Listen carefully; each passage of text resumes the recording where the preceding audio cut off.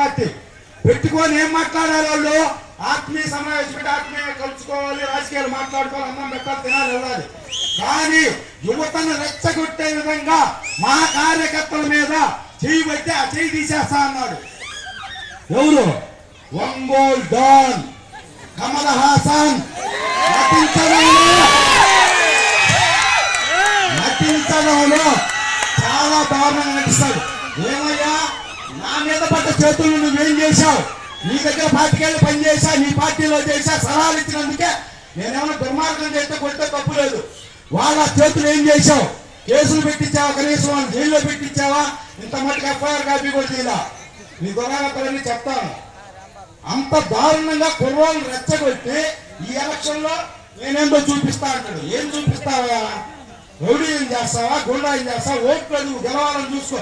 ప్రజల మనల్ని కోరి గెలవాలని ట్రై చేసుకోవాలి. ఇటువంటి దుర్మార్గకరంగా కుర్రోళ్ళని రెచ్చగొట్టి వాళ్ళు కూడా నేను ఒకటే చెప్తున్నా, వైసీపీలో తిరిగే కార్యకర్తలందరికీ, బాబు మీరు ఇంటింటికి పోయి ఓటు అడగండి, హ్యాపీగా చేసుకోండి, మాకు ఇబ్బంది లేదు.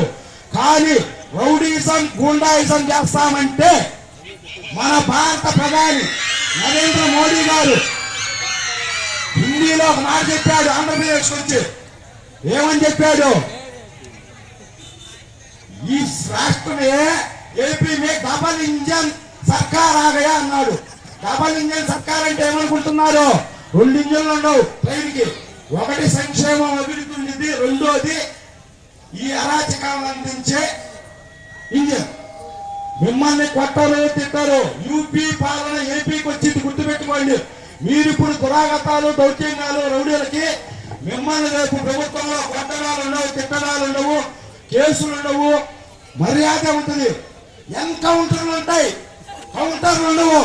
ఎన్కౌంటర్లు ఎవరైతే నీతి నిజాయితీగా పనిచేసిన పోలీస్ ఆఫీసర్లు ఉన్నారో, గతంలో మనకు ఎస్పీ గారు చేసిపోయారు, ఆయన పేరు చెబితే 27 రౌడీలు భయపడ్డారు. అటువంటి ఎస్పీలు నిజాయితీ ఆఫీసర్లు వస్తారు. ఒంగోలులో ఏజీఎస్ యాంటీ గూండా స్క్వాడ్ కూడా ప్రవేశపెడతారు రేపు ప్రభుత్వంలో. కాబట్టి మీరు న్యాయంగా నీతిగా పోరాడుకోండి. కానీ రౌడీజం చేస్తే రేపు బుల్డోజర్లు వస్తాయి.